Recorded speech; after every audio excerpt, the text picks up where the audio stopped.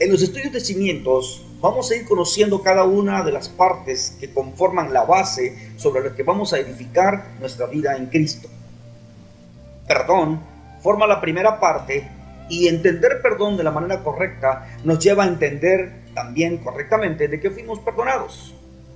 Todo mundo dice y todo mundo entiende que el perdón es necesario. No podemos vivir nuestras vidas sin ser perdonados. Y el perdón más importante es el que viene directamente de Dios hacia mi vida, hacia tu vida. ¿Qué es perdón? ¿Y de qué necesito ser perdonado? Es sorprendente cómo al platicar con muchísima gente, todo el mundo tiene una idea de qué más o menos pudo haber sido perdonado. Básicamente tenemos que entender muy claro que el perdón del que nosotros requerimos es del pecado. Lo sorprendente es que cuando tú platicas con muchísima gente o con la gente, te das cuenta de que todos tienen una definición de pecado. Tú tienes una definición de pecado. Si yo te preguntara a ti en este momento, tú tendrías una idea de qué es pecado. Es más, el no entender correctamente pecado nos lleva a ponerle nombre de pecado a cosas que ni lo son. Pero el pecado en sí mismo implica el conocimiento claro para no estar inventando nada. ¿Qué es pecado? Dios no nos podría dejar a la deriva sin darnos Él mismo una definición clara de qué cosa es pecado, para que no le llamemos pecado a cualquier cosa, porque aquí podríamos entrar en un montón de pensamientos, de religión, de ideas, y entonces para los que uno le llaman pecado, para otro puede no serlo, y para lo que el otro no es pecado, para el otro puede sí serlo. Pero Dios no nos deja a la deriva. Dios nos deja un entendimiento claro qué cosa es pecado, para que nadie pudiera de sí mismo empezar a colocarle y ponerle nombre a lo que no es, cosa que sí pasa en este tiempo. Pero veamos qué dice la Escritura respecto al pecado.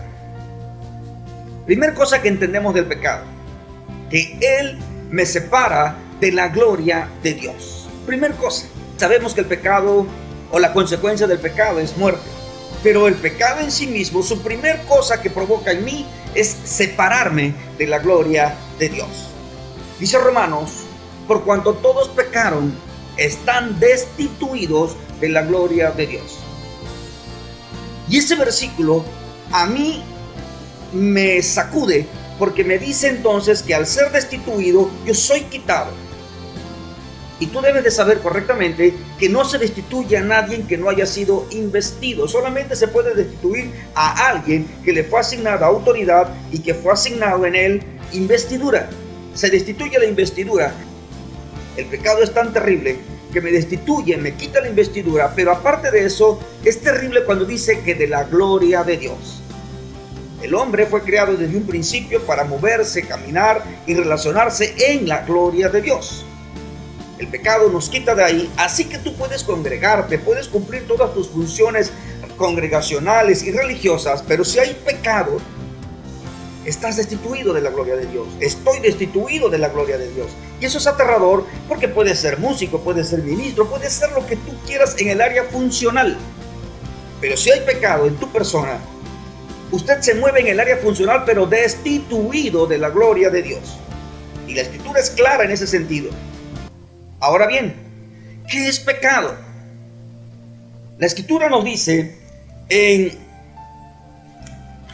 el libro de Levíticos, capítulo 4, versículo 2, y en el mismo capítulo 4, versículo 13, versículo 22, y en Levíticos 5, 18, con mucha claridad, ¿qué es pecado?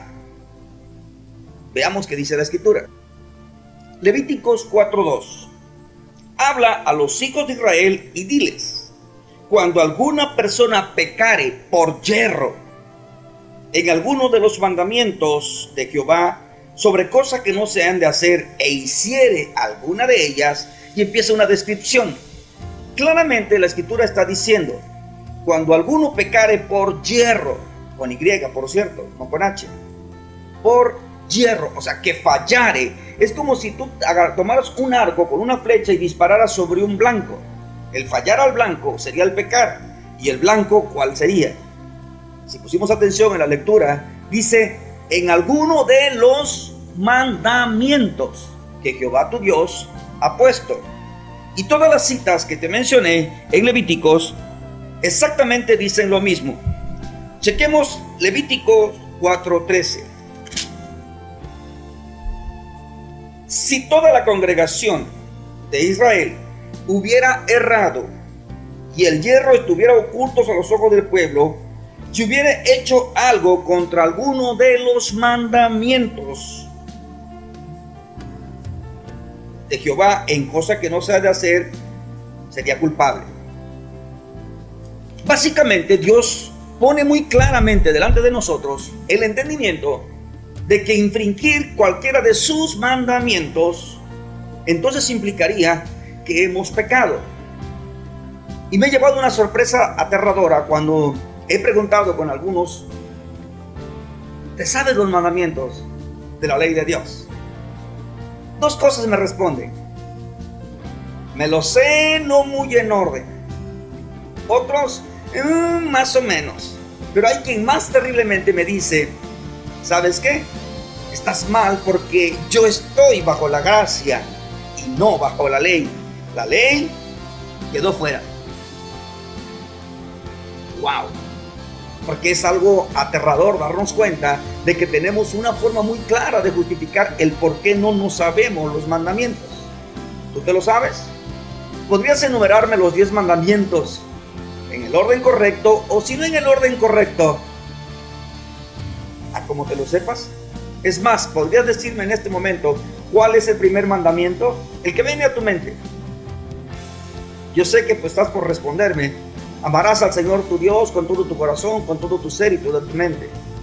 Y ciertamente eso fue una expresión de Dios para con el hombre, y Jesús mismo también lo menciona así. Pero en el Decálogo, Dios con su propia mano escribe los 10 mandamientos. ¿Te lo sabes? Si no te lo sabes, te invito a que cheques Éxodo 20 y Deuteronomio 5. Vas a encontrar los mandamientos numerados de tal forma que van a empezar a hablar a tu corazón. Y para aquellos que decimos que no estamos bajo la ley, sino bajo la gracia, el apóstol Pablo en el libro de Romanos dice algo tremendo. Ahora, esos mandamientos no están escritos en tablas de piedra. Dice que los tenemos escritos en nuestro corazón. Hay mucho que hablar de esto y vamos a desarrollarlo de tal manera que podamos entenderlos todos. Pero quiero decirte algo a ti que dijiste que no estás bajo la ley, sino bajo la gracia. Lee Mateo 5 y te vas a encontrar con unas joyas impresionantes. Jesús, hablando a sus discípulos, le dice: oíste que fue dicho, no matarás. Que por cierto es un mandamiento. ¿Sabes qué número? Te lo dejo de tarea. Mas yo les digo, dice Jesús, que es el dador de la gracia: cualquiera que se enoje contra su hermano, cualquiera que lo llame necio, cualquiera que lo llame fatuo, será culpable de juicio. Y entonces nos damos cuenta que la ley dice: no lo mates. Puedes lastimarlo, quizás podrías herirlo, pero no lo mates porque eso es pecado. Pero la gracia dice: no te puedes enojar ni siquiera con él, mucho menos herirlo de palabra, y mucho menos a herirlo, porque entonces es como si lo estuvieras matando.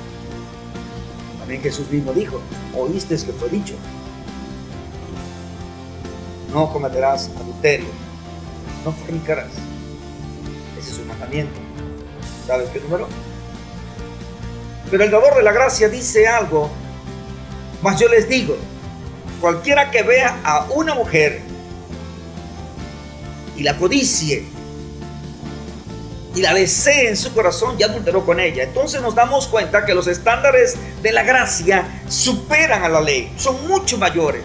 Digo para ti que quieres defenderte diciendo: yo estoy bajo la gracia, no bajo la ley, déjame decirte que el estándar de la gracia es superior, porque la ley me habla de obediencia, la gracia me habla de honra, que es otro tema, por cierto. Solamente quería mencionarlo porque vamos a estar revisando ampliamente la función de la ley en mi vida, la función de la ley hoy que estoy en Cristo, y la función de la ley como base o como médula del primer principio que se llama perdón. Tú no puedes entender perdón si tú no entiendes pecado en su totalidad. Oremos para que el Espíritu Santo empiece a revelar y a redarguir en tu corazón y que estas palabras sean un bálsamo para tu vida, y vamos a estar trabajando sobre esto. Gracias por participar con nosotros. Nos vemos pronto.